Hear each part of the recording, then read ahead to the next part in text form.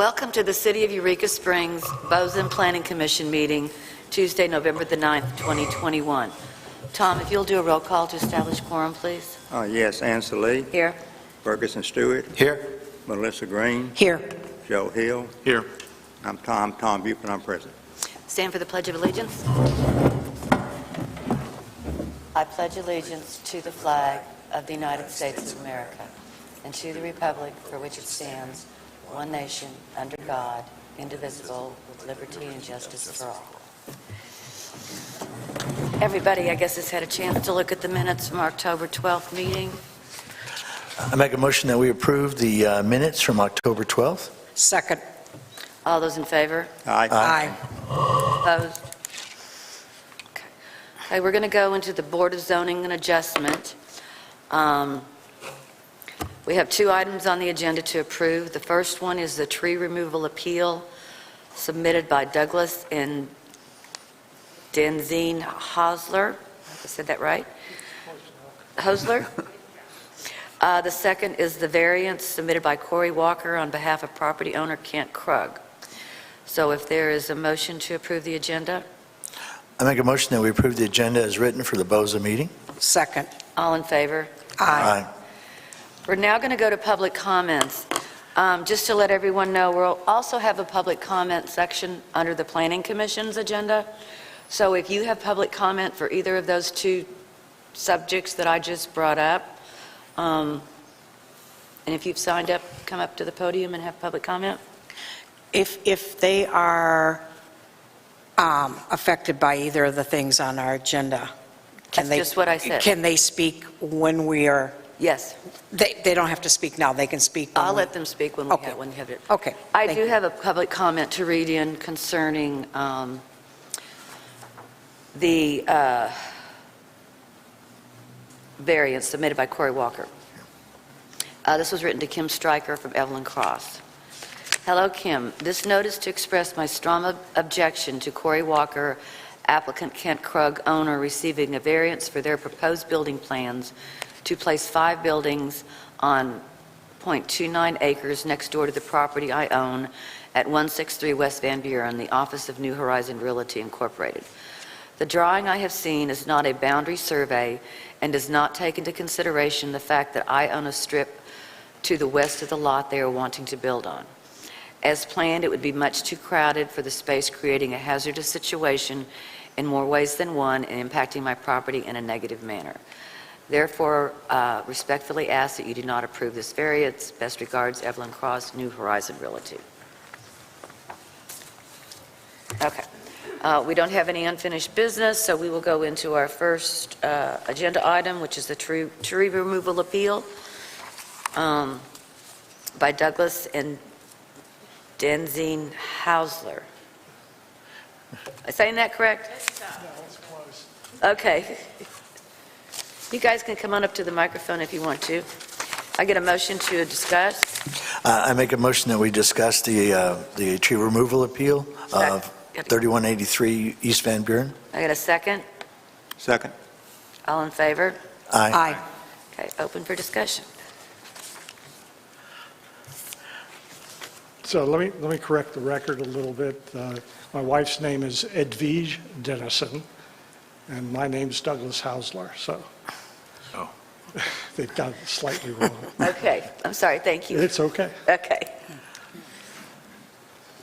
Does anybody have any questions, comments? No, I reviewed the property. I looked around. I believe I discussed this with you when I was on your property, and I am inclined to approve this appeal. I did walk the property also, and I noticed on, I believe, an oak tree, I think it was number 7, near there was a big pine tree, which you looked like you did try to put outside your driveway, which I appreciate because the tree was. Yeah, we took great care to ensure as much as possible to minimize large tree cut.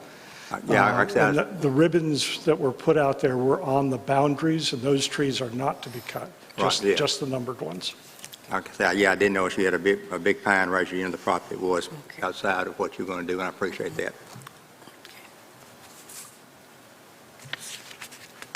there's no more questions, is there a motion on the table? I make a motion that we approve the tree removal appeal at 3183 East Van Buren.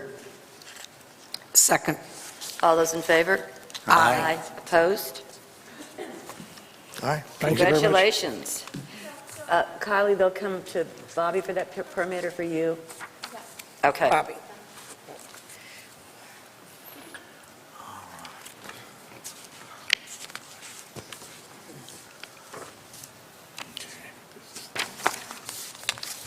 Tom, I need you to sign that for me.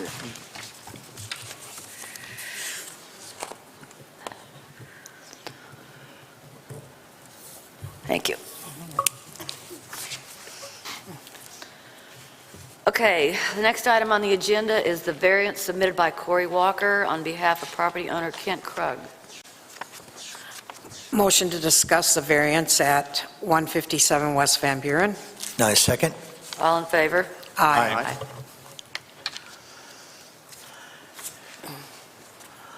All right. There you go. Okay. Good evening. My name is Corey Walker. I'm here on behalf of Kent Krug. I'd be happy to answer any questions you have or explain anything beyond what we've already submitted.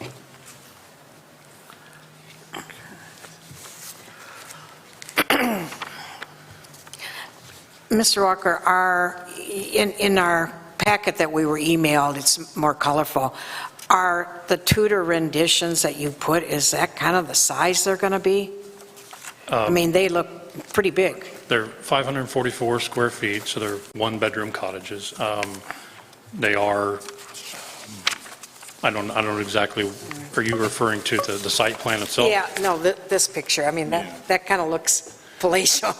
It's, the artist rendering is always a little more extravagant than the reality, but it is a stone Tudor-style cottage with fireplace and, nice amenities. Okay.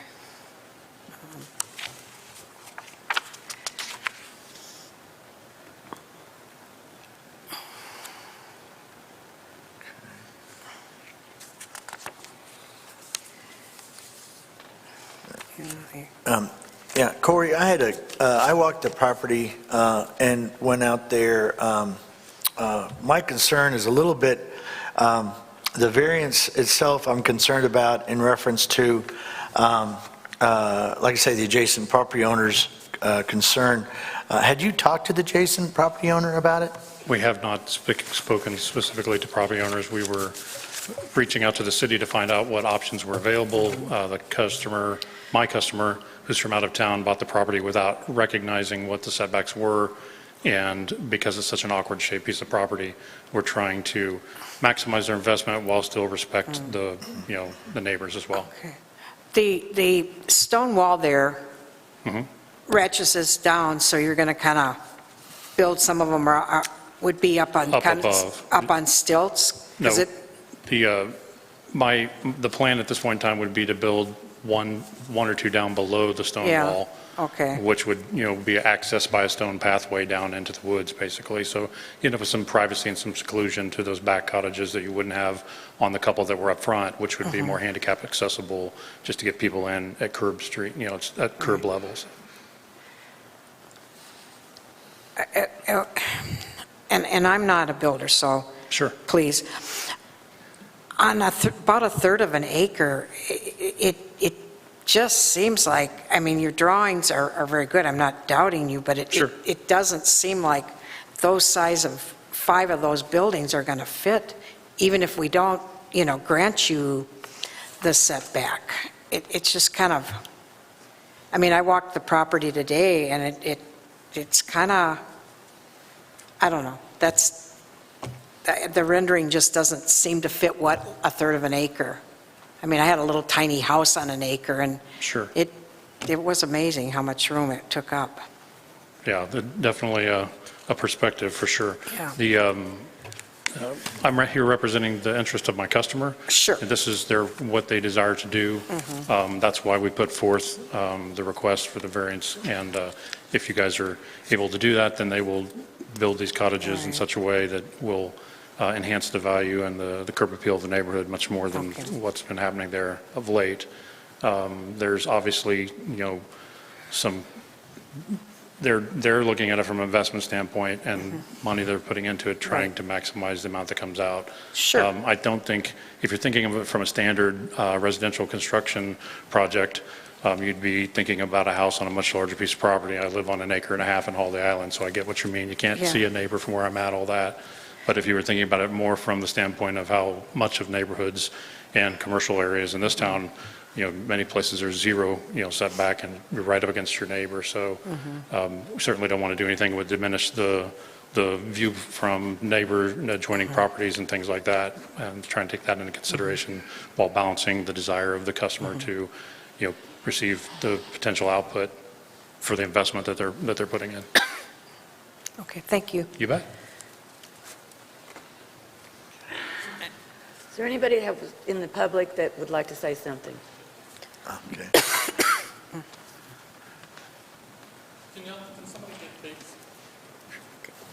These are actual photographs of the property boundary, and it's showing the land behind our office that's not shown on this drawing. And also, if you look at that boundary line in front of the parking lot, Would you identify yourself, please? my name's Matt Miller, Thank you. and I'm at 163 West Van Buren. Thank you. Live at 32 Eureka Street. But that first boundary stake that's showing their parking lot, half the parking lot's cut off. Their property does not go into that parking. It's a highway easement. So that's the first problem. And if they're going to build a building on top of that parking level, they're not going to have room to park. They're eating into their parking. So somebody needs to go up there and look and see where the stakes actually are before they approve something. And then they need to get a real survey that shows the land behind it. And that's all I have to say. It's pretty simple.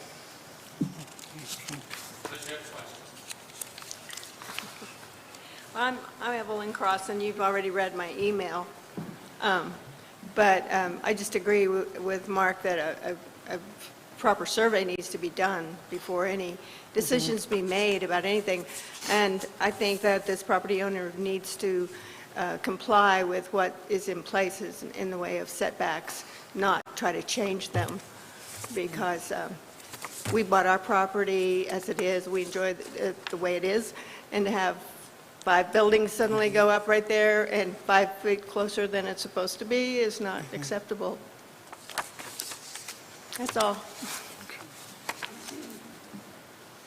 Commissioners, just to clarify, there are 2 surveys in your packet on page 4 and 5. We can't hear you. There is a survey in your packet on page 4 and 5.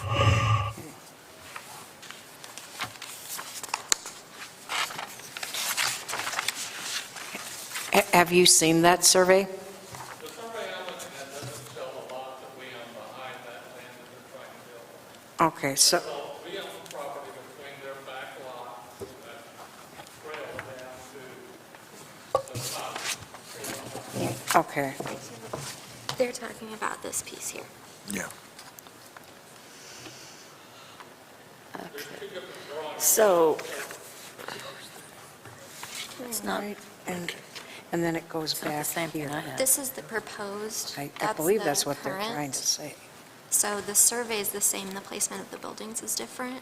And then the strip of land they're referring to is right here, where the trail is marked. So they have like, Okay, so if they did the original one, it wouldn't be a problem. well, they can't do the original footprint as presented because of fire code. Ah, I see, okay. Okay. Okay, what So about the, they're referring to this piece. right, okay. This part here is like a weird vacated alley or something. Mhm. There. Okay, They can't do different setbacks because of fire code. okay. They can't. No. And why is that? Buildings have to be 20 feet apart. Oh, okay. So Kent Krug, that did the survey, is the owner of the property also? Yes, Kent Krug's the owner of the property, and he contracted with, I believe it was, totally missing the name of the survey company. They're out of Fayetteville that did the survey at recommendation of a couple local contractors. We use them. Would like to say, this owner is interested in having good neighbors and good relationships with neighbors, and being from out of town and being that I'm fairly new to the community myself, we're not in any way, shape, or form trying to infringe upon anyone else's view or feeling about how it would be, and if you so decide tonight that that's in the best interest of the whole neighborhood, I'm sure he'll rework his request to accommodate everybody involved. He just saw a vacant lot and worked with the local realtor to purchase the lot, and didn't understand that the setbacks that were in place, and so his plan initially was not going to work with the existing setbacks, and so his request was that those setbacks be changed, and if that doesn't work, I'm sure that he will accommodate and, come up with a different plan.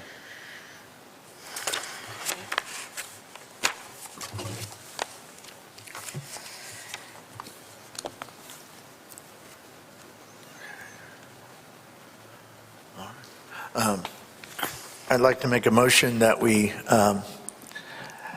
me, oh, go ahead. Oh, we got somebody. I'd like to comment on this. Yeah, Sure. go I don't know if you're about to vote, but I'm Jillian Guthrie. I own 145 West Van Buren, which is a counseling, Okay, sure. mental health counseling. And I got the letter, which was like one line, and then said if you have any comments or to oppose or support, you can write to this place. But there was zero information, and there was nothing on there to say, if you want some details, go take a look at this. So I come in here not really knowing, I didn't even know about the 5 buildings. I didn't know what he was planning. So also, I've bought and sold a few real estate properties myself, and I'd never heard of a setback, so I had to educate myself. What in the world is that? So why, I don't understand, if someone can answer this for me, why would someone ask for more acreage than they bought to use? Is it convenience? What is it? They're not asking for more acreage. What they're asking for is buildings in that zone have to be X number of feet away from another property. They're asking that we allow it to be closer. Okay, but they want to use more than More. is currently allowed. Yes, Okay. correct. And I agree with you. My cottage is 400 square feet, and I think about 544 square feet times 5. And I know that lot. That seems pretty ridiculous. It's a lot, and it's Yeah. congested, and it's, I don't know. In these kind of cases, I worry about the precedent that gets set. So, if you approve this, based on what, someone else can come in and say, yeah, I want to scoot next to the boundary closer too, because, Right. fill in the blank. So I oppose the current plan now that I don't know what it is. Well, I believe there's always, there can be a solution. I think, Mr. Walker, it kind of needs to go back to the drawing board. I don't like how close it is to, the one house is going to be really close to their office. There's just a couple other things. I would rather postpone this and have you come back than to totally deny it. Is that acceptable, or we Absolutely. And the owner had mentioned to me that if they need to go with some smaller buildings, or maybe 1 or 2 fewer, they'll cross that bridge when they get there. Right. They were just seeing what was possible and feasible, and certainly, given the public comment here tonight, Right. sounds like you're exactly right. They should revisit their plan and look for less. Yeah, and maybe, even visit with your neighbors, too. Exactly, yeah. Okay. Can I get a motion to postpone this? I'll make a motion that we postpone this. I second. All in favor? Aye. Thank you. Okay, that concludes our Board of Zoning Adjustment. If I can get a motion to adjourn. Motion to adjourn. Second. All in favor? Aye. Okay, so we are now going to the Planning Commission. We have 2 items on that. We have one unfinished business with as a cup at $2,000 by Marcia Yearsley, In new business, we have new commercial construction review submitted by David Avanzino. I got that right? I did? Okay. So we'll go into public comment. Approve the agenda? I do have, We got to approve the agenda. I'm sorry, motion to approve the agenda. I make a motion that we approve the agenda as written. Second. All in favor? Aye. Aye. So is there anyone out there that would like to make a public comment at this time? Okay, Melinda, go ahead.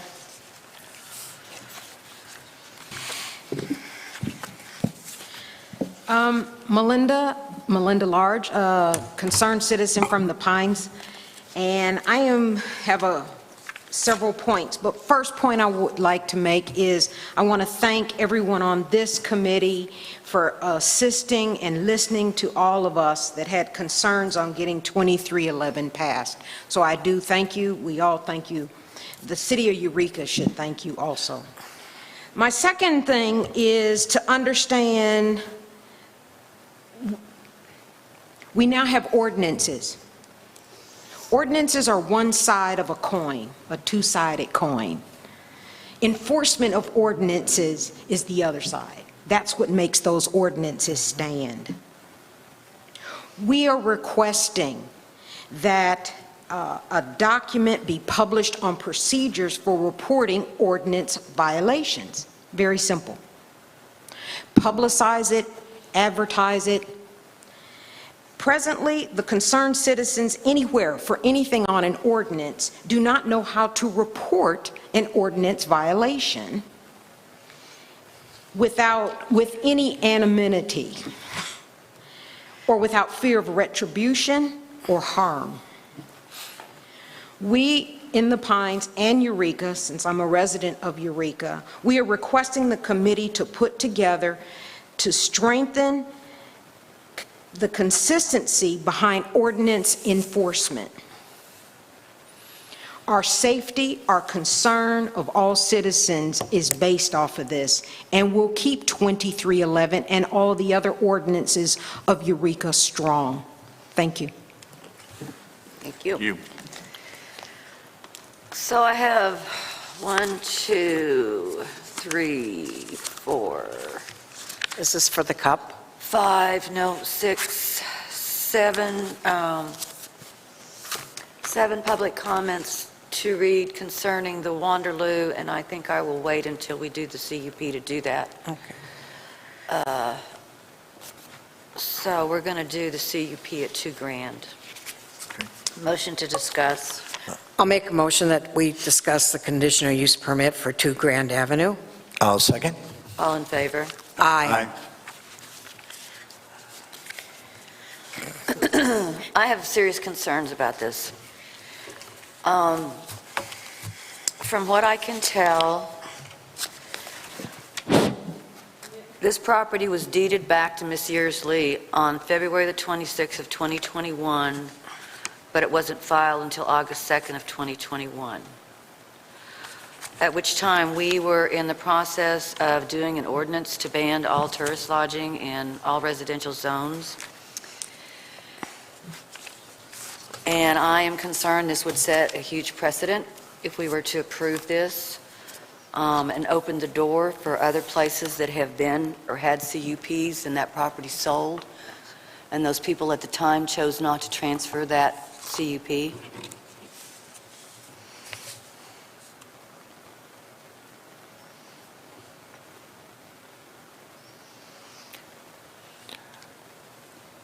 Am I supposed to say something? If you'd like to. I definitely would like to. I want to be positive that the commission understands, since there was a bit of confusion when I came last month at this time, that I have been the owner of this property for many years, and I was selling it on a contract, an open contract, an owner finance contract to Jill and Rod Slane, and I actually assisted them in recapturing the conditional use permit for overnight lodging there. It had been the original bed and breakfast in Eureka Springs, established back in the 80s. So I actually helped them through that process to get a conditional use because they decided they wanted to use the property for its original intended restored use.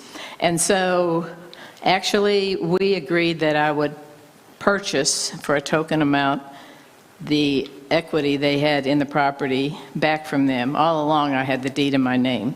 And so when we did that, it was August, and I filed the quit claim that I had from the beginning of the contract. I'd always had a quit claim in case the contract fell through or they defaulted or whatever. So I just filed that in August.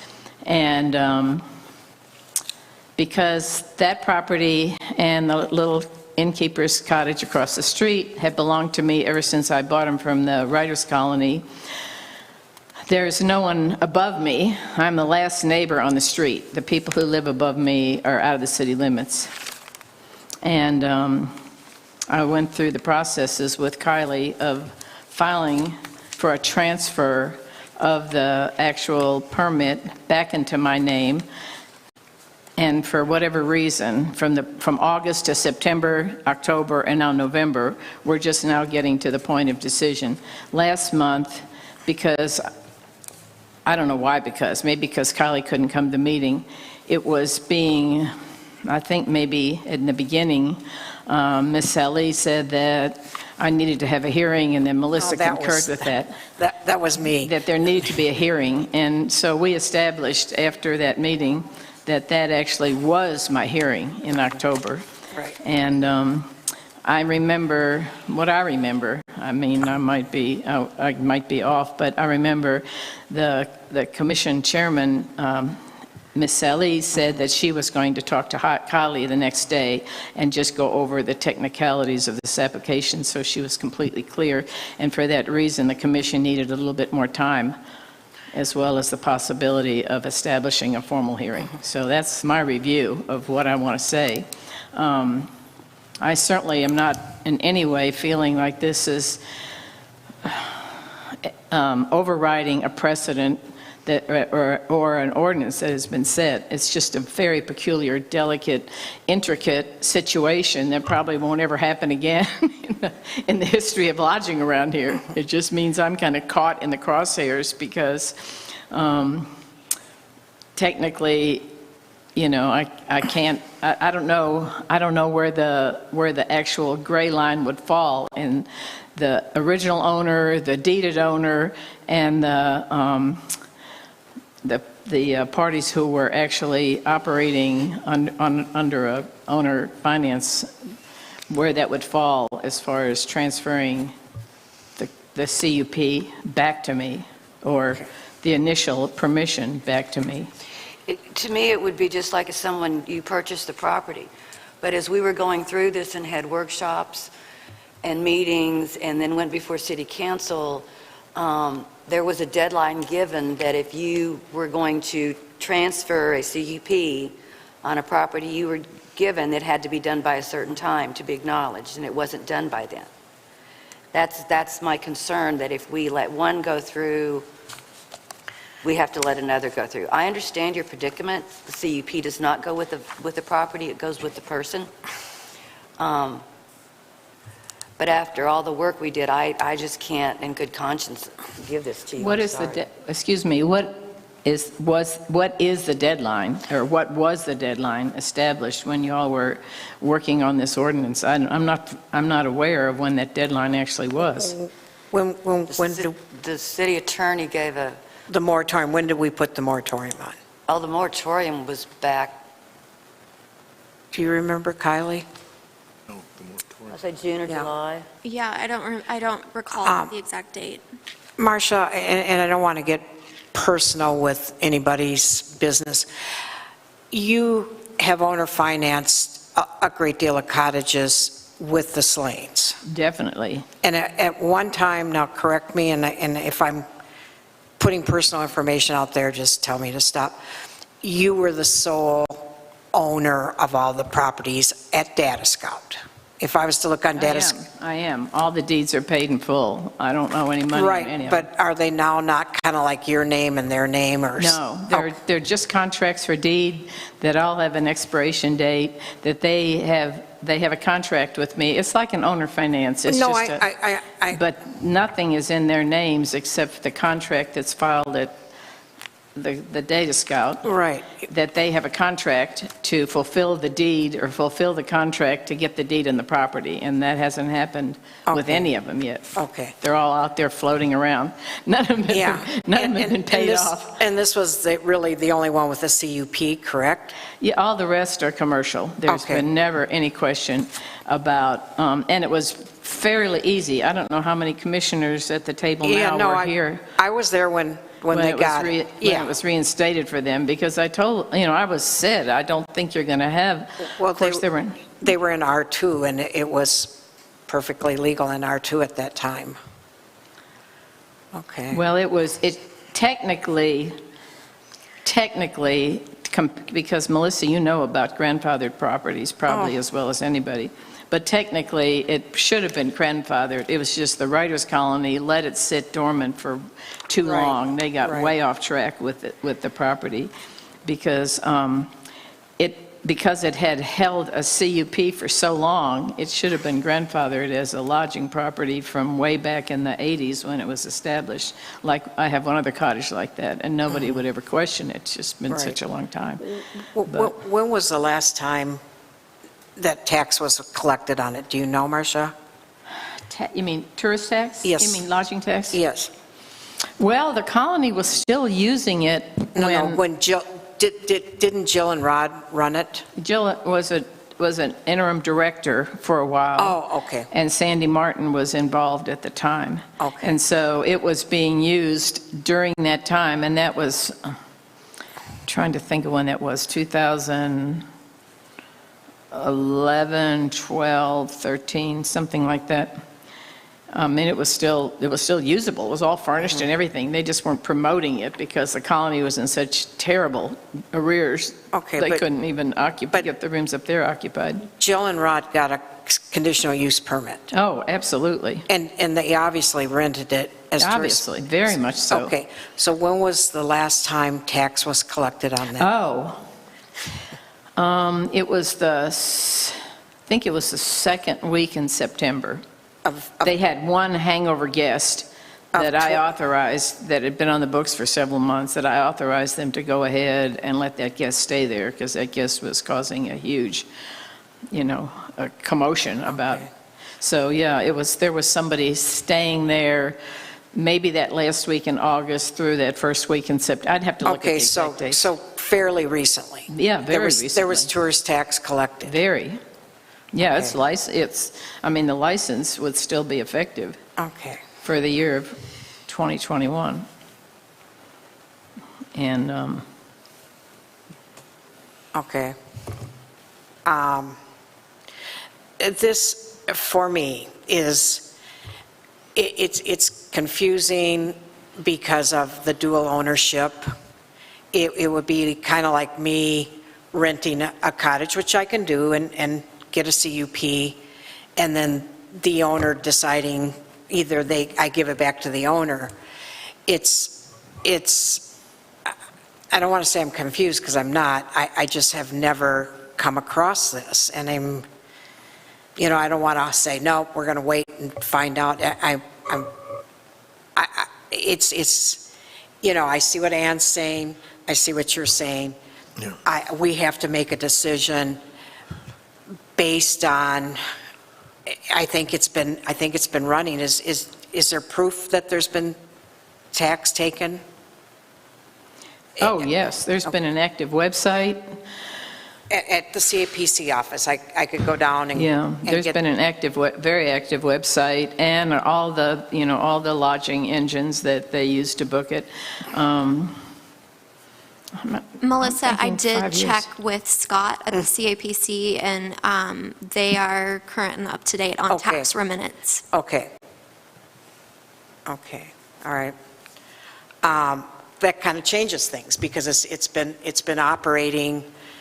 It probably should have been transferred months ago, but it sounds like in one way, you've been operating it along with them.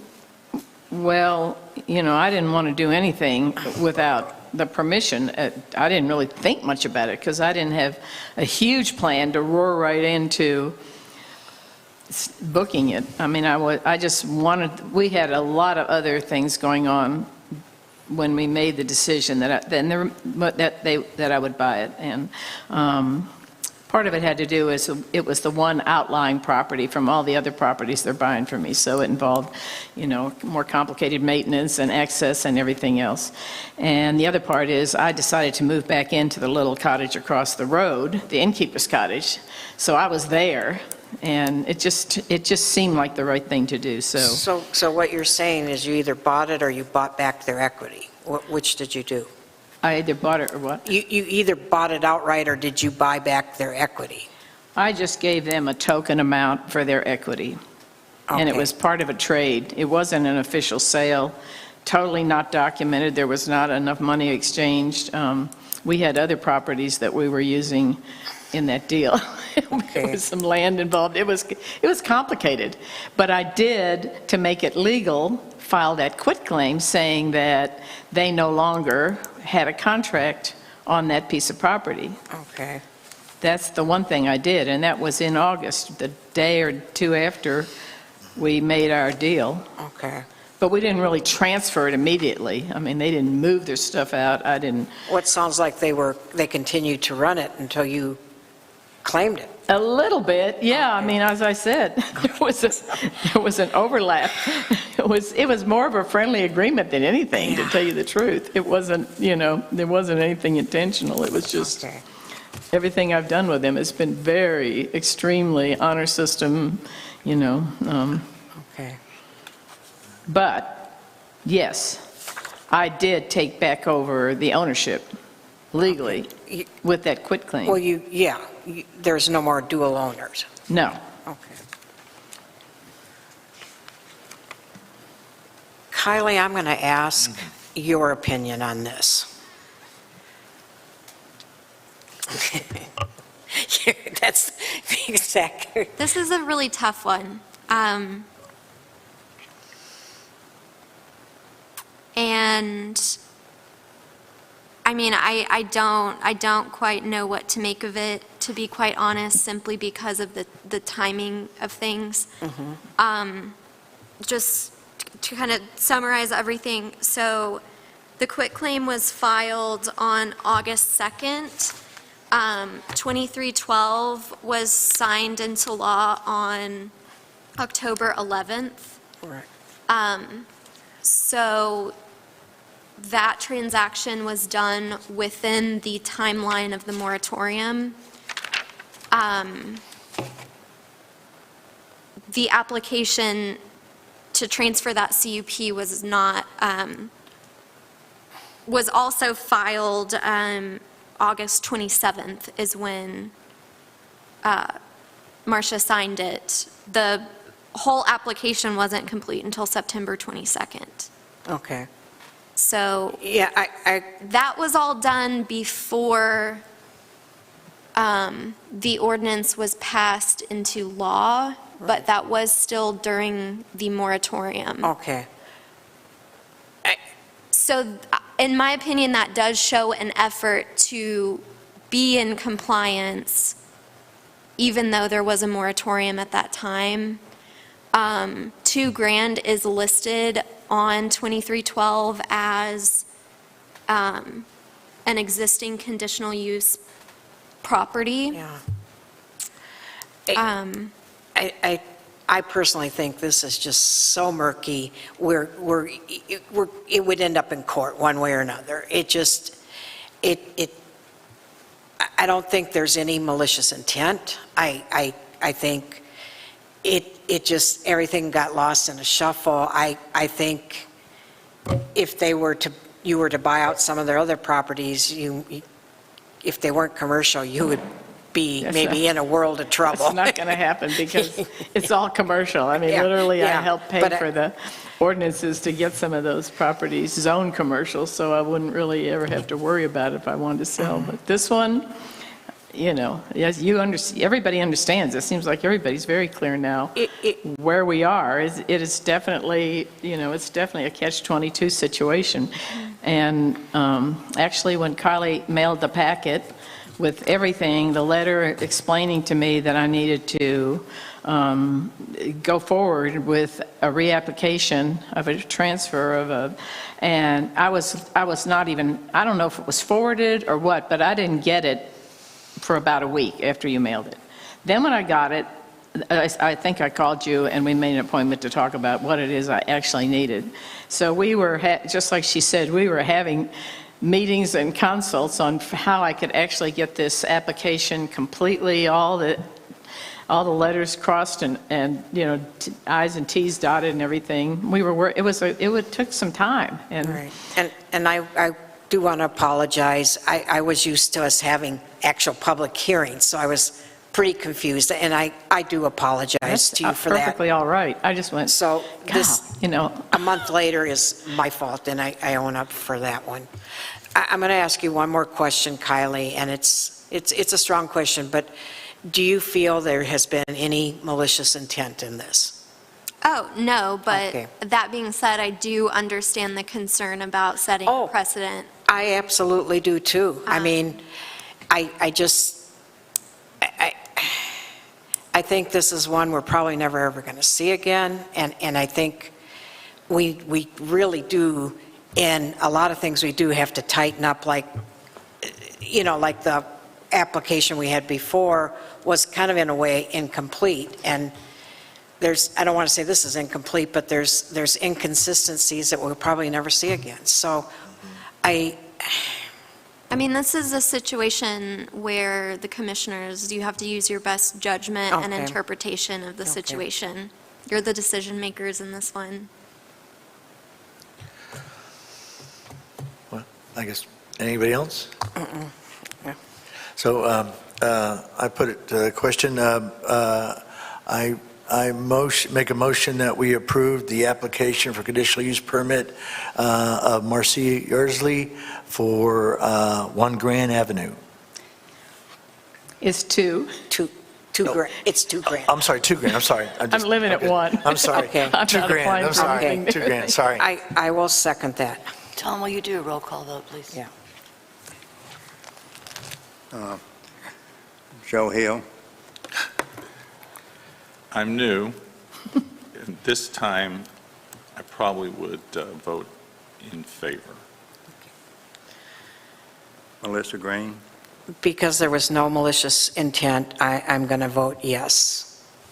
Fergie Stewart, And I also believe that there was malicious intent, and also given COVID and some other things that it could have delayed any processing times, that I vote yes. Nancy Lee,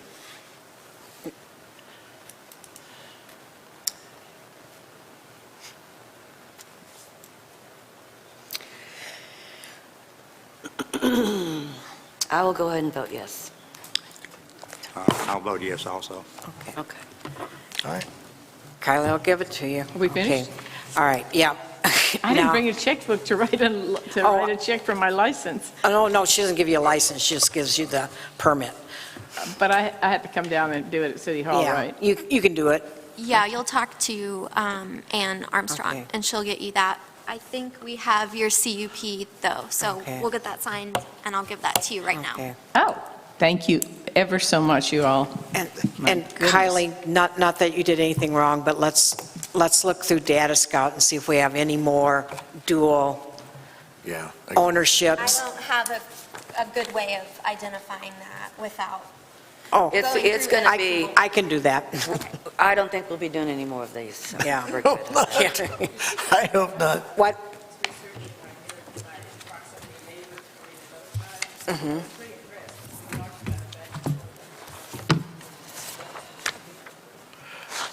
I have a comment to make. Sure. And I know it's not public, and I do apologize, but as I sit and listen, I understand the dilemma this lady has. I understand. And we can all say no malicious intent, but when it happens next to you, it won't feel the same way.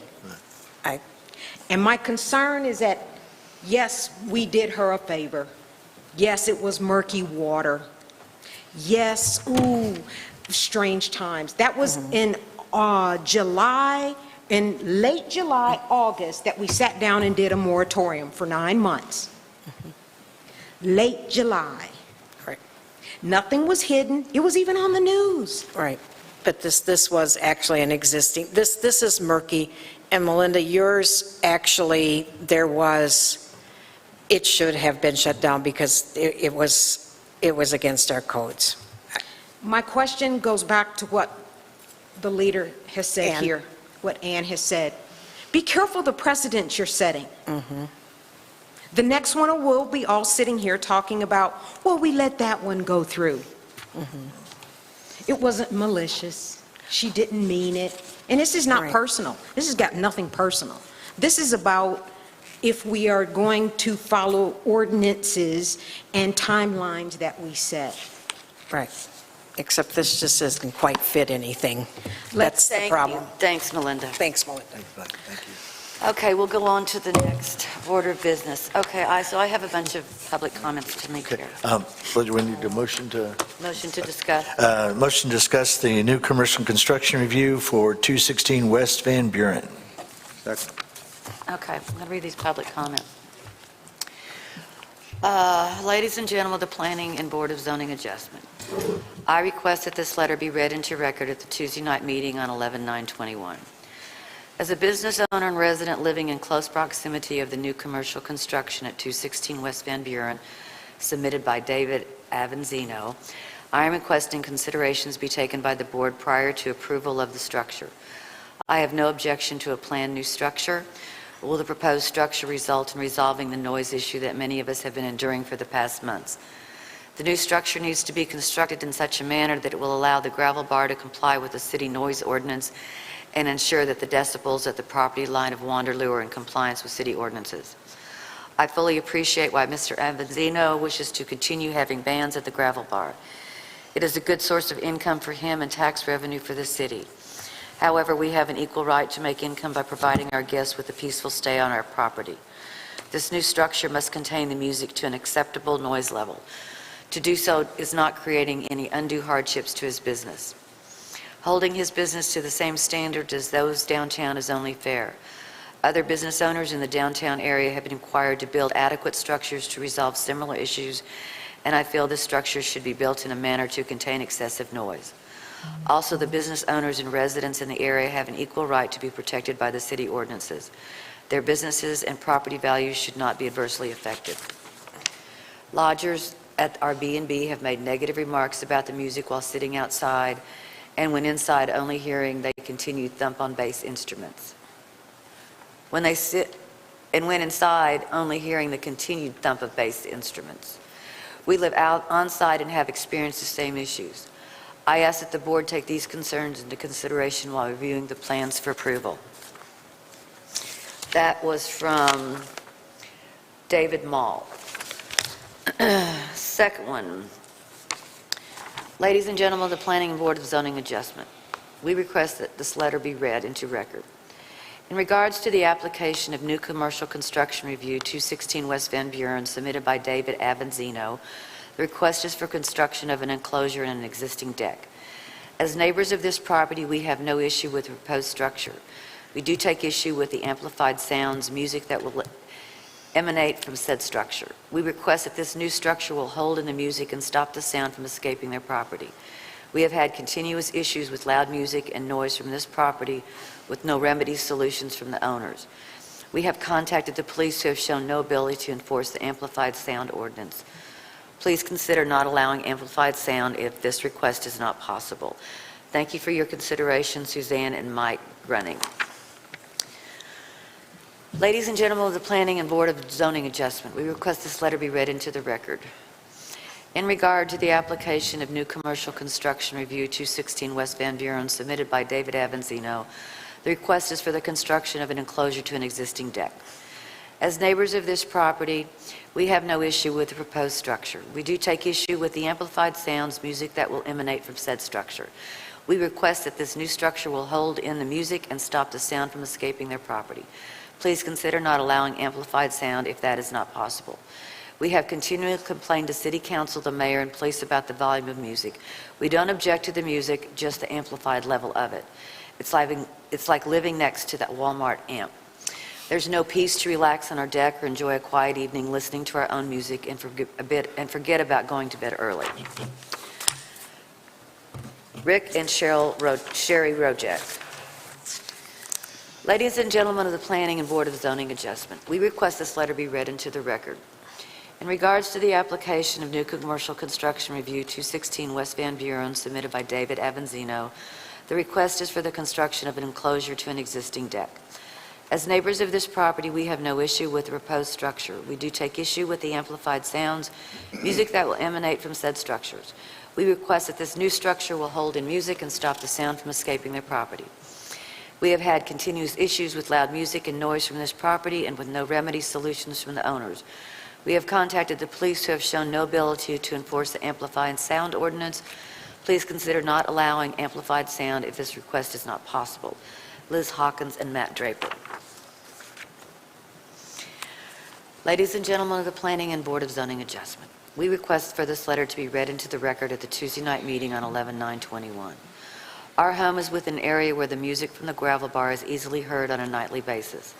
We recognize and appreciate what the entertainment venues bring to the core of success in Eureka Springs. The energy, the various festivals, tourist attractions, restaurants, and bars, including the gravel bar, are some of the very reasons we chose to purchase a home in Eureka Springs 4 years ago. Vicki and I have frequented the gravel bar on many occasions and enjoyed the live entertainment immensely. However, when we first bought our home, the music was performed inside. Once the deck was built, the music was moved outside, and music was performed on the weekends.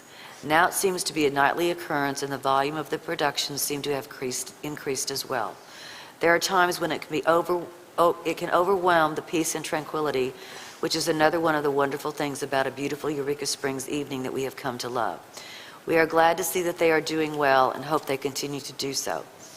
We have no reservations about a permanent structure being built.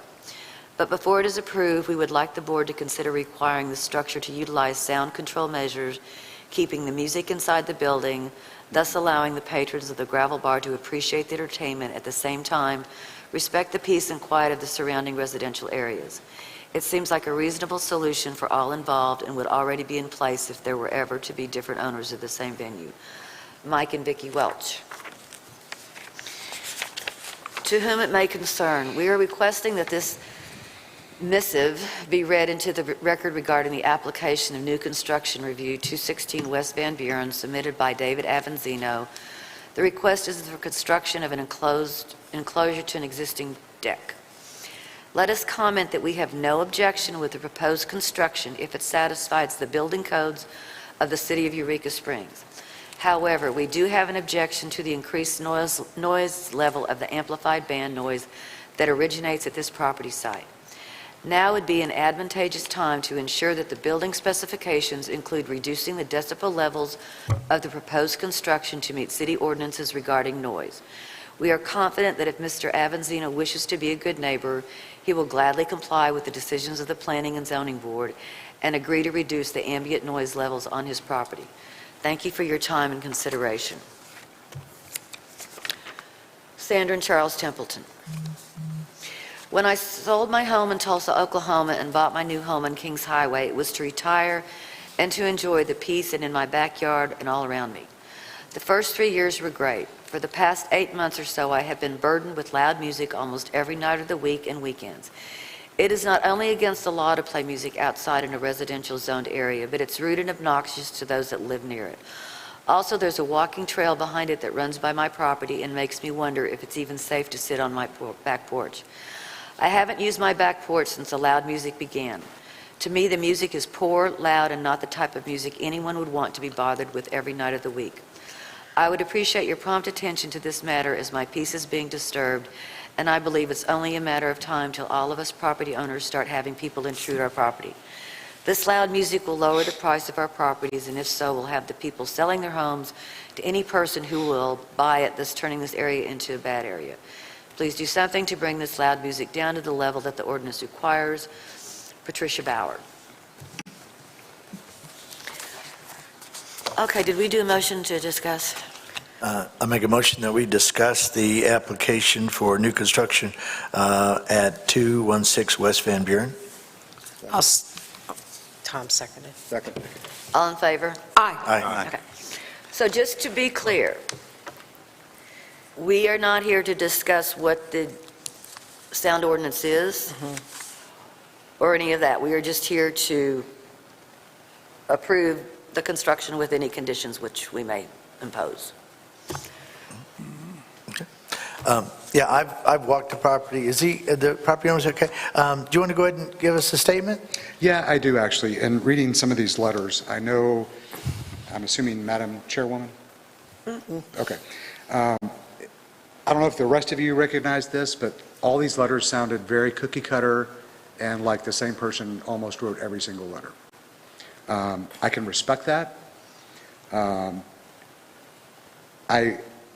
know you asked not to bring up these noise levels, but I think it's important that you all know we have followed the law every single time. Not one single time have we been written a citation.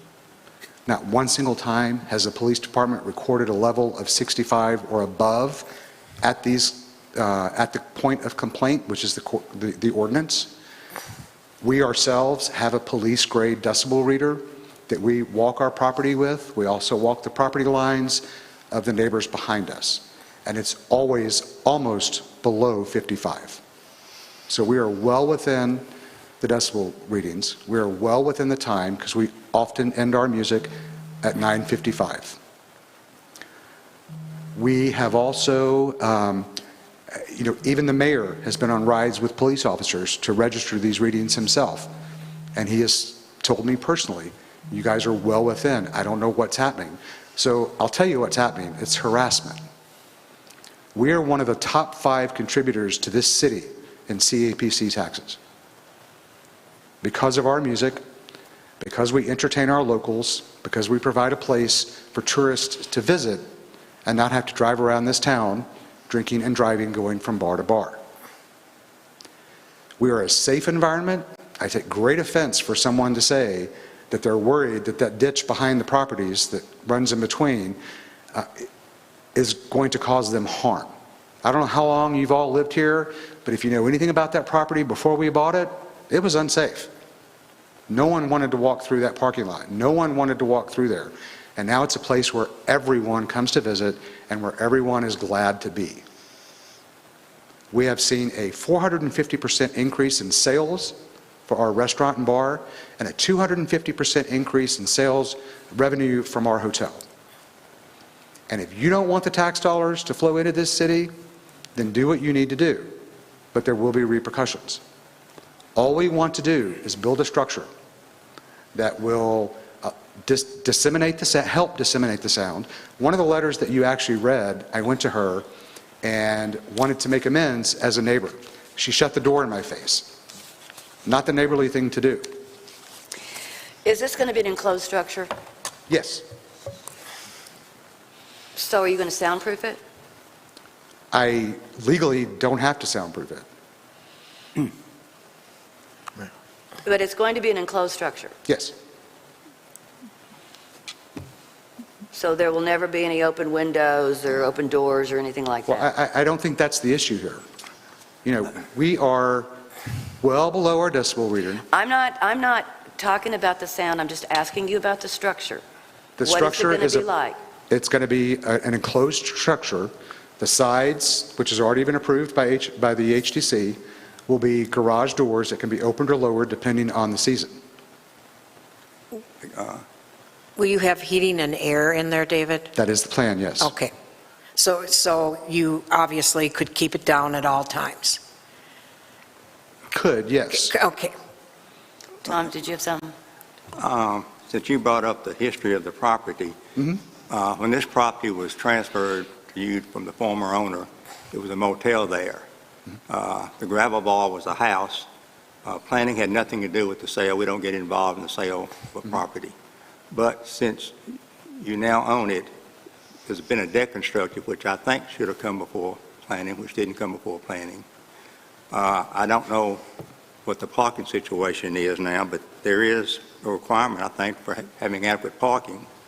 Have you done a calculation of how many hotel units you have and how much parking is required for those, plus how much parking you need now because you've now got a structure on the site?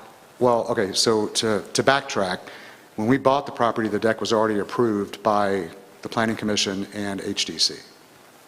Which planning commission? I'm assuming the guys that are sitting here now. So, No. Tom, to clarify, the previous owner is the one who put the deck on. That was done in 2019. There was HDC review, but I could not find Planning Commission review for that deck, but the Avanzinos didn't take part in that. That was before Well, they I'm owned not it. saying, I'm not disputing, I'm saying the deck was built without planning commission's approval, so that is a violation, whether the new owner, when you buy it, you take it like it is, then if it's a violation, the violation is still there.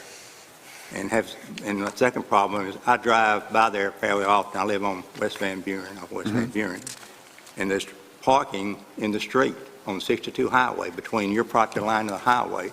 There are trucks lined up there where if you step out of your truck or your vehicle, you're stepping out into the street. There's not adequate parking there. Okay, so from what I understand from Bobby Ray and the police chief, that lane that you were referring to is, parking is allowed in that lane. And we also have parking across the street in the field. Well, I don't believe, dispute Bobby Ray, but when you step out of your car, you step out in Highway 62, I don't think that's something Bobby Ray can sign off on. That's a state highway. Yeah, I mean, I don't. And there, you have a parking problem there, whether you recognize, whether you want to admit it or not, there's a parking problem. And the ordinance, we have an ordinance that does say that we have a right to require adequate parking, and you don't have it. I do believe we have adequate parking. Kylie, is this C2H or is this C2 contemporary? Do you know? It's contemporary. Okay. Wait. No, it would be H, because I it think was it's done H. by HDC. Yes, I'm sorry. Well, It's no, just- no, because we do, there is, I'm not sure which they are. There's C2 historic, which, It's within the historic district Right. because HDC right, but reviews. but if you look in our code book, we have two of them. We have contemporary C2 and we have historic C2. There's some difference in their qualifications, and I will read. The contemporary commercial district is intended to allow modern development of commercial facilities along major arterial streets outside of the defined historic district. Okay, so ours, they're in the historic district, so we're going to go to C2H. The contemporary commercial historic district is intended to allow modern development along major arterial streets within the historic district while supporting the overall character of the historic districts. The groupings should be attractive and arranged with every consideration for driving safety and sufficient parking. So there is some parking requirements. My concern, David, and I like this design, is that it keeps the noise down, the music up. I'm not going to say you're against the law, but your neighbors, and there's more than the 7, there's probably 25 neighbors that have complained. And I talked to you, there is that balance, and I know you can do it, you are an asset to this town. So, we're asking you questions, we're not trying to be snotty. Would you consider this, and I don't know the expense, but just would you check this out? I owned the cottage at the bottom of Plainer Hill, and the woman that restored it many years ago put in car window glass. It cut the sound down. I mean, you could sit in that cottage and motorcycles could be going by and you just hear, you heard almost nothing. And it might be too expensive, but it's just something, would you consider it even? It would be exorbitantly expensive. Okay. And probably would not, the structure would probably not support all of those car windows. I'm assuming you're talking like a front car window? No, they cut the glass. It's a grade of glass. I mean, I'm willing to look at options. Because I never My only option is going off of what other restaurants have done Right. for COVID. and to keep, all I want to do is to keep my employees, to feed their children. I know pay that. their rent and pay their bills. That's all I want. I know And that. I made a commitment when we bought this place that I would never lay anyone Right. off. And to this day, we have not laid anyone off, and we bought the place And you still have in your... the middle of COVID and in the middle of winter. And I have noticed you still have your same staff, so obviously you're doing something right. Yes. And to address, sir, with the hat, I don't know Yes. your name, I'm sorry. Tom. No problem. Tom? Yes. We have addressed some of those issues with parking. We have put up no parking signs along the, I guess you would call it a driveway, that leads, we have two entrances on West Van Buren. One is closest to the Best Western, and the one is closest to Tad's. And when we first bought the place, we did have issues with people parking, our guests parking in allotted slots, and people parking along the side of the street, or the side of the, I'm going to call it a driveway, because I don't know what else to call it.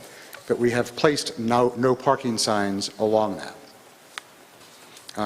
We also have use of the Ozark Mountain zip line to use their parking lot. We can use the parking spaces in front of Float Eureka, which we also own. And we can also use parking spaces across the street. Yeah, so, my opinion on this, I walked the property, I looked at the structure, I looked at the plans, and interviewed the owner. I think the owner's gone well beyond what normal we see in today's environment. So not only expensive to buy a police grade audio recorder, sound meter, but to also make sure that work through the mayor's office on trying to resolve this. So the one thing though, we're here to look at the construction permit, and in my opinion, I'm ready to move forward on approving the construction permit for 216 West Van Buren. So I'd like to make a motion to approve the application. Second. All in favor? Well, I still want to discuss. Yeah, I do too. Yeah, So, I'm not ready. Tom? Okay. There is a parking requirement that sets out one parking space for each 50 square feet of floor area devoted to a patron user within a building, and one parking spaces each 80 square feet per floor area outside of a permanent enclosed area, which is the definition of parking for a restaurant. They've not done that calculation yet. That's what I was going to say. I'd like to see the rendition come back with the parking and the parking spaces included on this. And I know for a fact that they are parking right between the 49 feet between the building and Highway 62. They're parking there. I go by there every day, and I don't care what other people said. It's we're planning, and that's a requirement that you have adequate parking, and parking on Highway 62 is not adequate parking. And I completely understand and get where you're coming from, but do we as business owners, any business owner in the city, do we have control of what goes on a highway? Well, you're saying one time that it's okay because That's because what... code enforcement says it's okay. The next time you're saying, can you Nope, that's... put it up on DOT? What I said was that we were told that people could park there because there is a parking lane right there. And it's always been there since we bought the property. We didn't create it. But nobody parked there before because it wasn't a restaurant there before. It only became a problem when you put a restaurant in there and using a building that was not I think it became a problem when they started having music 7 Yeah, nights because we a week didn't on put the day. restaurant there. The restaurant was already there when we bought it. So if people are parking there, I'll be glad to, at our expense, put up a no parking sign. That's not an issue. I'd like to see a drawing with the proposed parking as through code, and you can get with Bobby Ray on that. I also have concerns about the sound. I would say we postpone this until they come up with a parking plan, because the hotel is also considered in that parking plan. It's not just the gravel bar, it's the whole property. Also, when you do it, you say you have this neighbor and that neighbor that allowed you to park there. You need to show in that calculation where those parking spots are, and those neighbors have approved you parking there in some kind of document that gives you a legal right to park there. Okay, When I didn't expect to come here and talk about parking. I came here to expect about our structure. Okay. No one has ever said anything to us at all about our parking, about our structures, about where people park. I mean, I would challenge the same thing at any business downtown where people park. We all know that parking here is an extreme challenge. Right. All over the city. And this property was originally built in 1924. So there's really nothing that I can go back and do. I'm assuming that you guys had control of when the restaurant went up, right? No. No. How is that not possible? It's a commercial property, but all new commercial construction has to come to planning. It wasn't new. It And- was a house. It was a house. Okay. And we're allowed. Understood. I'm ignorant when it comes to that, so that's why I'm Yeah, asking. and we are allowed to set requirements on it. David, when were you planning on starting this? I have a contractor, Jack Accord, Okay, yeah. and he plans on starting in January. Okay, so we have a little time. What you stated to me, and one of the letters said that when the music was inside, it was great. They didn't have a problem. And I do want to say, everyone, with the exception of maybe one letter, every one of them said they want you to continue, they want you to have music, they just want the sound down. So these people aren't mean. They're just... Well, I'm going to take issue with that, and you already know this, Melissa, and I'll make it a matter of public record. The letter that came from the Grunings, Yes. they sent a 2-page complaint letter to the mayor, city council, not city council, the fire marshal, Bobby Ray, and they also included fire officials from Little Rock. Okay, a 2-page letter. The fire marshal Kelly came in, said that this letter was hugely over-exaggerated and flat out contained lies of complaints against our establishment. Things like our outlets weren't grounded. Things like we didn't have emergency exit signs. Things like we didn't have emergency exit lighting. Things like musicians were having to plug extension cords in to play their instruments. Things that, like our fire pit was going to cause a forest fire and burn their house down in downtown Eureka Springs. And the fire marshal came in and literally laughed at this list.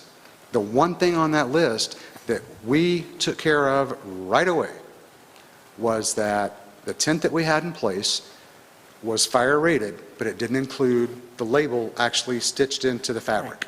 We owned that. We took it down right away, purchased a new one at the cost of $3,000 that had the labels in place so that we could have that tent up and have heat under that tent. Okay. I guess what I'm asking, you and I talked, and I know about the letter, is there's that word compromise.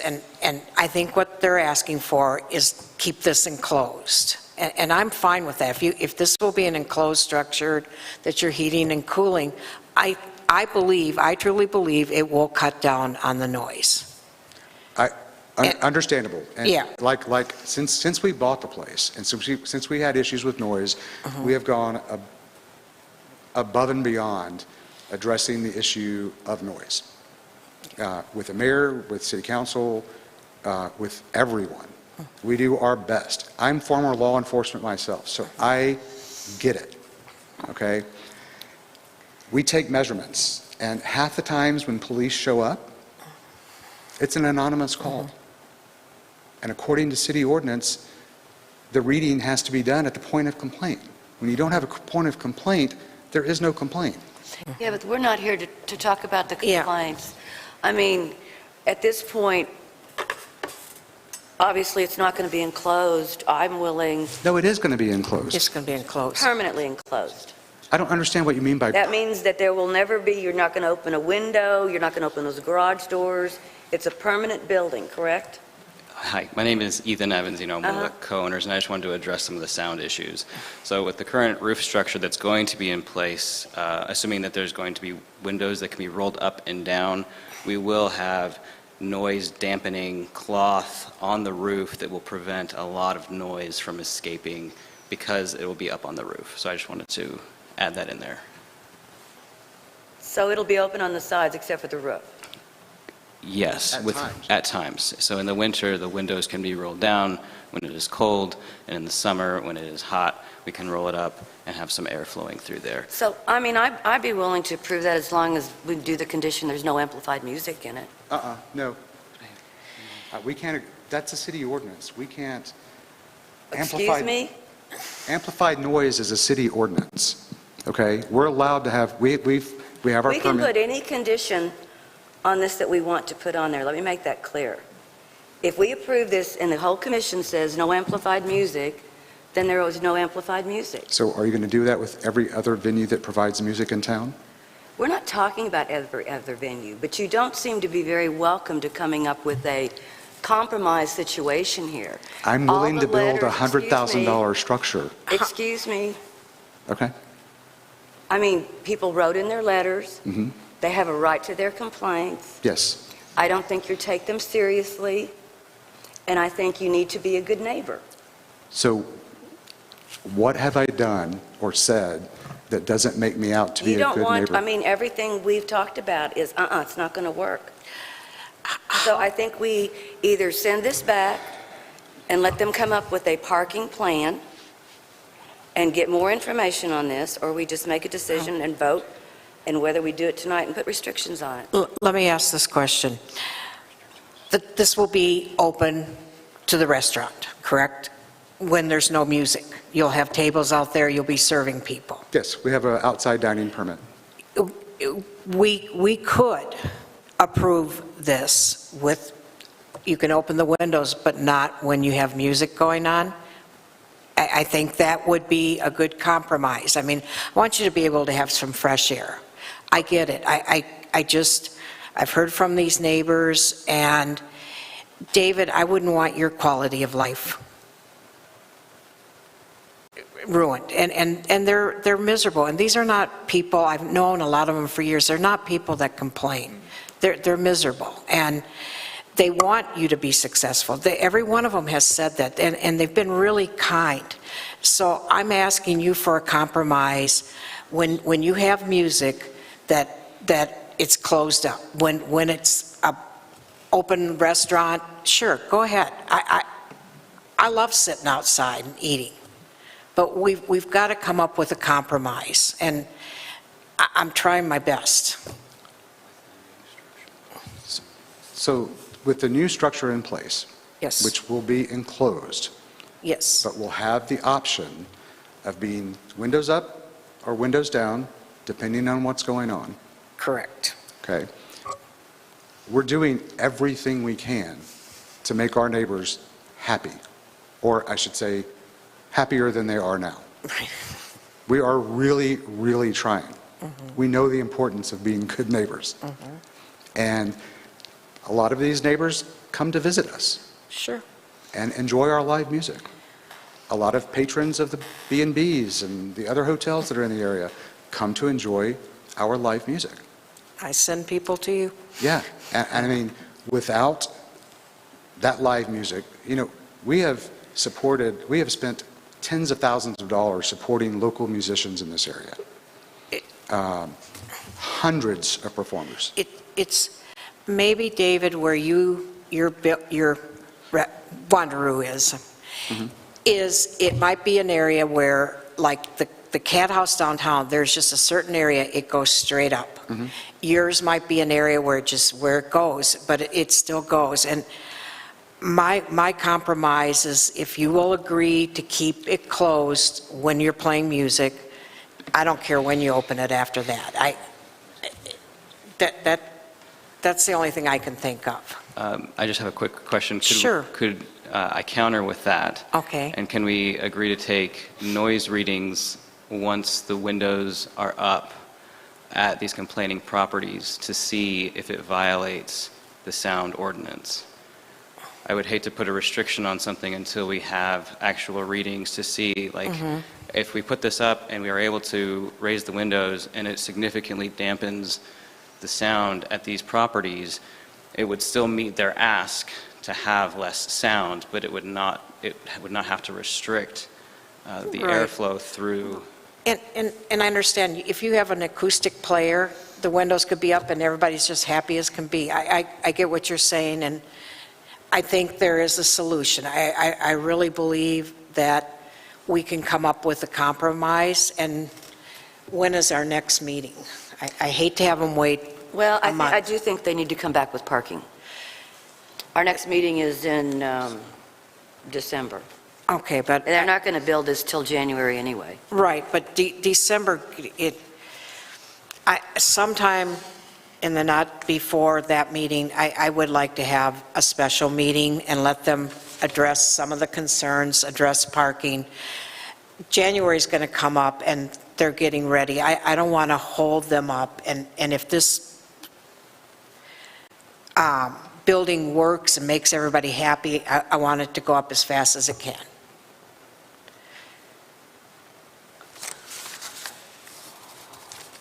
I have no objection to well, it depends on when we would do it, with Thanksgiving coming up. Okay, So I can withdraw my motion. yes. So I I withdraw mean, my and motion. if they would have to have the parking done by then. May I ask a quick question? Absolutely. So when we purchased the property in December of 2020, it had already had the bar and restaurant on site and the lodging as well. We've not added any additional structures to the property, and parking was not brought up as an issue, as something to be concerned about when we purchased the lodge. So That's probably because the deck was not being used full-time as an entertainment space, and now you're adding extra square footage. No, they were using, I believe they were using the deck. They were. I don't know if there was music out there. There was. Okay. If the deck had come before us when it was built, we would address the parking at that time, had it come before us. Since it didn't come before us, and now you're bringing the enclosure in, the parking does come within our purview. And just to be clear, if we go the route of y'all getting the approval from your neighbors to park on their property, I would like to do the calculation to be sure you have adequate parking by, if you go across the street or wherever, have a legal document saying you can park there and how many spaces you can use. And if you're going to park along the highway, have DOT approved parking along the highway, because I don't think code enforcement can tell DOT what they can and can't do as far as that strip between the highway and your building right there. Sure. I think that's a violation. Yeah, If as you far get as a I letter from understand. DOT saying you can step out of your car in the street, we'll go along with it, but I don't think it's going to happen. But I think you need that if you want to keep parking there. Right, and for y'all's knowledge, we don't encourage people to park in that section on the highway. That is absolutely not a location where we say, please feel free to go and park there. That is just a spot where people have parked in the past. As far as what we can control on our property, where we have noticed that parking is tight, we have put up the no parking signs. So I just wanted to make that clear, that we can't necessarily control where people are going to park outside of our property, and the location that you're speaking about is not, in fact, like you said, it's a part of the DOT. So we can't control necessarily every single time unless we have someone there full-time monitoring where people are parking. Were there no signs or anything saying, no parking there? So you're not doing anything to discourage people from parking there? We can absolutely put up signs to say no parking there, absolutely. But outside of signs, I mean, I think we've been through downtown and have seen meters and no parking signs, and people will still park there, but we can happily put no parking signs up there. And we'd be glad to do that at our own expense on that side of the road. I'm sure dealing with DOT is a difficult thing. I've never experienced that, but we can put the signs up on our property that says no parking. And we are more than willing to do that. We've done it throughout the property. Well, it is an issue because you brought it up, and we want to make everyone happy. So that's something we can absolutely do. Kylie, are you taking, I know the week of Thanksgiving's out, are you taking any holiday extra time? No. So what does Tuesday,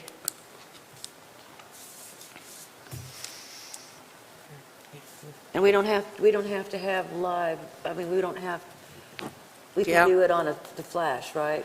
We don't have to set up for, Yeah, I could just do audio recording. okay.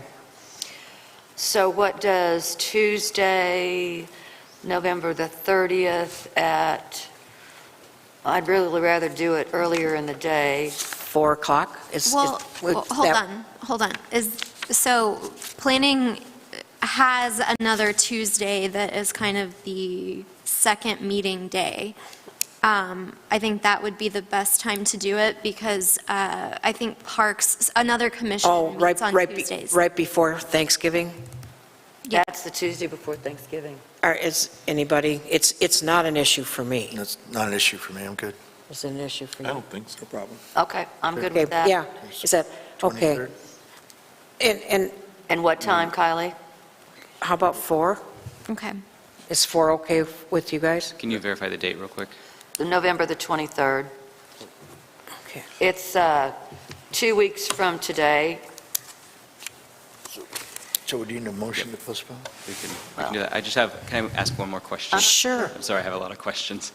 So because the deck was built prior to us buying this property, does the responsibility, and something that we didn't know, didn't go through planning, does the responsibility then fall on us to go back to ensure that the deck is properly approved by planning? How does that work? You don't have to do that. I mean, but now that you're building this structure, obviously the deck has to be able to withstand the structure. Right. You know, I don't know if you're having to add. Yeah, You can- but, Yeah, so the way that the new covering has been designed is to not put any weight, 0 weight on the existing structure. okay, If you'll notice the piers that already exist on the existing deck, the new structure, the piers come outside those existing and then are bolted in. okay, So it's not, there's no additional weight on top of the existing deck Okay. at all. Okay. okay, all right.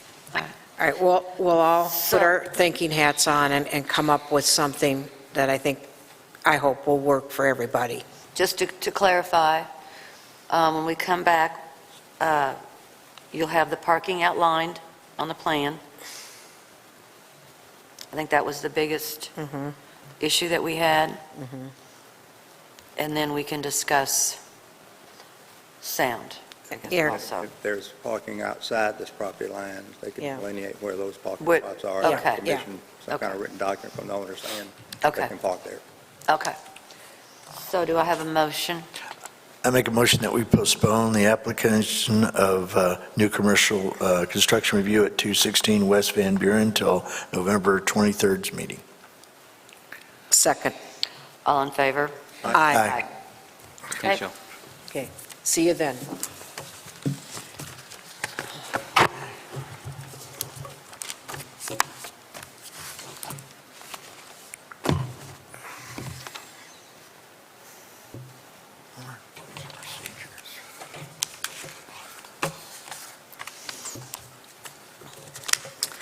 So now we are to the discussion of changes to rules and procedure.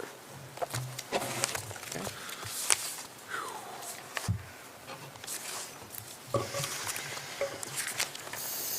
I had a couple of things on there.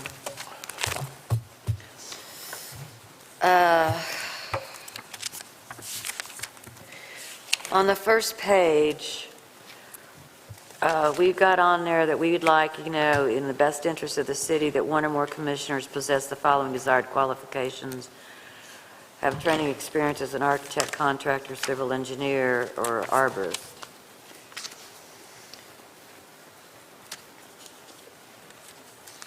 Is that something that is going to have to be a must, Kylie? We don't have it. No. And you can strike it if you think it's not pertinent. Well, it would definitely limit our scope of individuals pretty drastically because, I mean, there's not a lot of those. There's just not a lot, in my opinion, of. I'd say let's strike that out of there. Okay.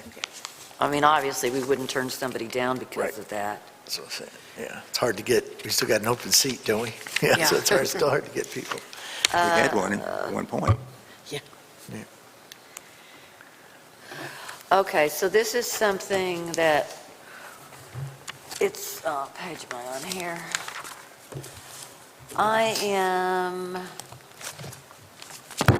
1, 2, 3, 4, pages aren't numbered, but it's the third page, back the third page, and it's talking about the public hearing.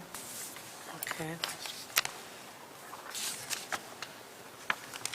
Okay, so we use Appendix A for our public hearings. Okay, what page, Ann? That's page 6 in our book. 600? 6. 6. And under this,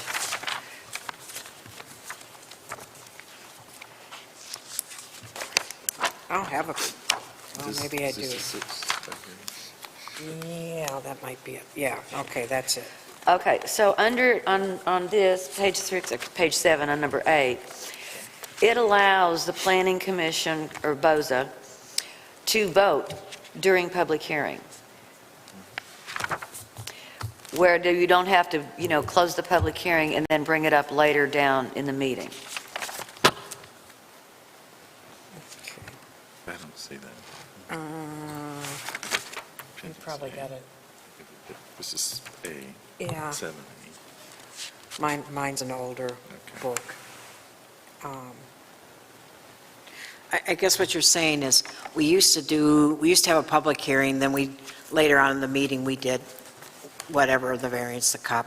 So we're kind of trying to eliminate the public hearing and putting it with when we have the application is presented. Right, because this one was done on February of 2012. It also states here that the Board of Zoning Adjustment actions on conditional use permits and variances are final unless an appeal is filed with the court of proper jurisdiction. Where if you go back in the book, what we're doing now is it goes to city council. Right. But this one came after the one in the back of the book.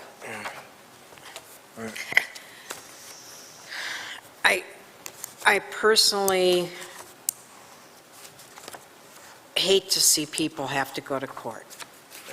And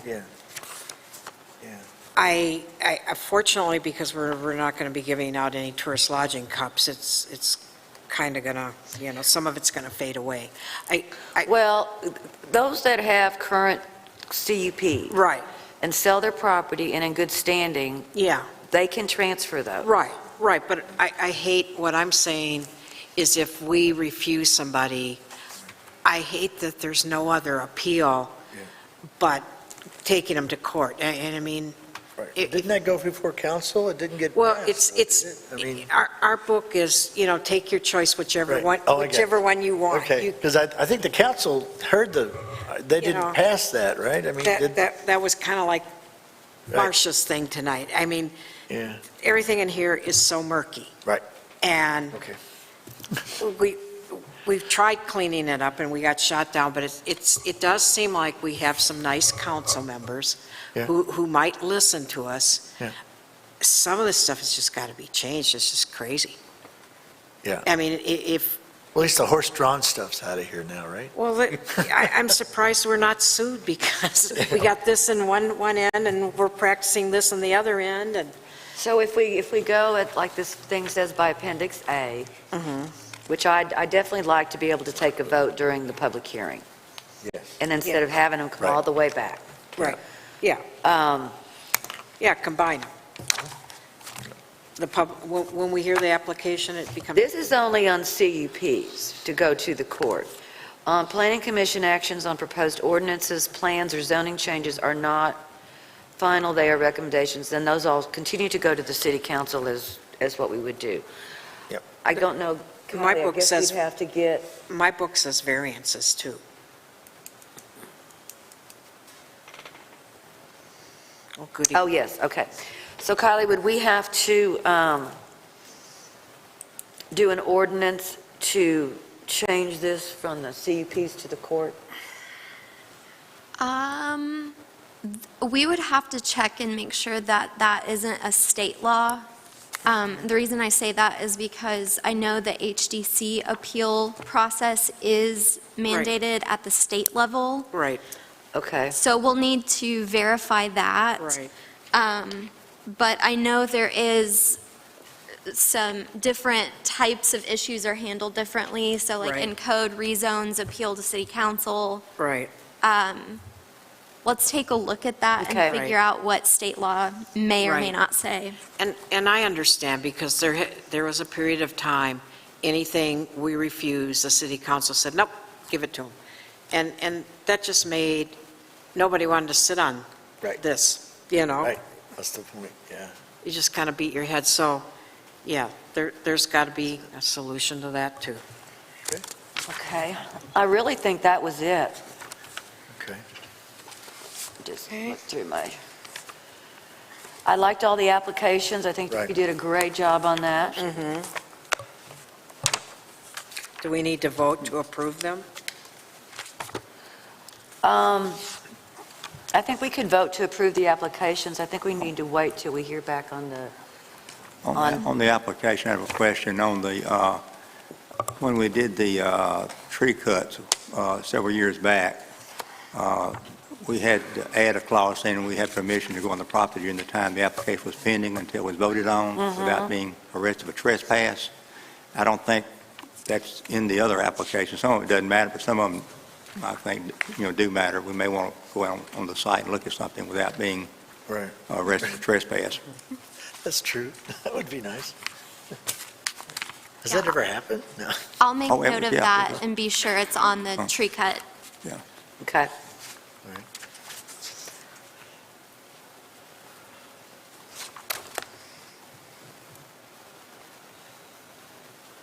So you're going to put that on the tree cut, Kylie? Yes. It's on the tree cut, I think, now. I think we need it on the other applications too also, whether I want to get permission for the planning commission, people enter the property to, So for all applications? anything where we need to, actually get on the property and Okay. look at anything, yeah. Okay, Yeah. I can do that. That'd be good. Okay, so with that, do I have a motion to approve the applications that Kylie has done?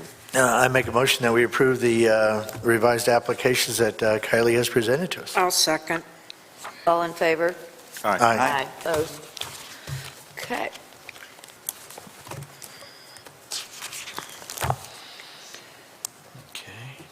Okay, now we have agenda setting for December the 14th.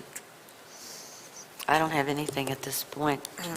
Did parking permit, that still, I'm still working on Okay. that. I've requested a meeting with the mayor and the police department and okay. whomever else is going to be there. Let me put a broadband update on the December meeting for Okay. broadband Eureka Springs. Okay, good deal.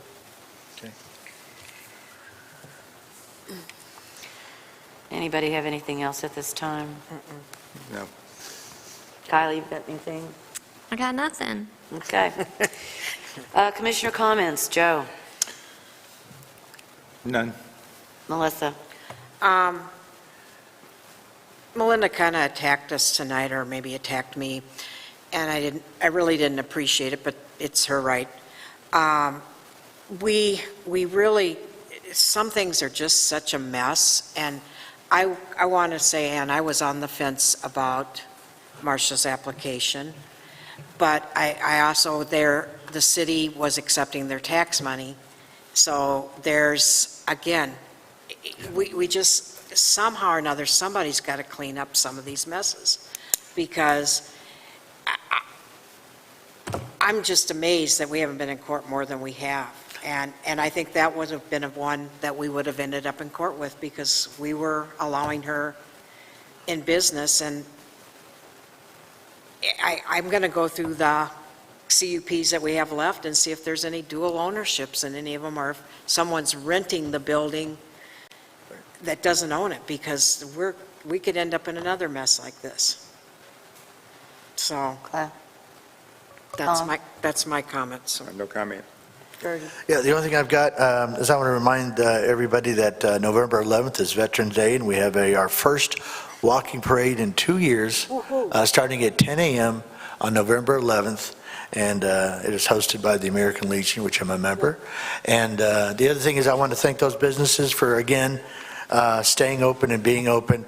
Like we heard, revenues are up because they were open. People had hotels available, restaurants available, so thank you, residents of Eureka and business owners. That's it. Thank you all for everything you do.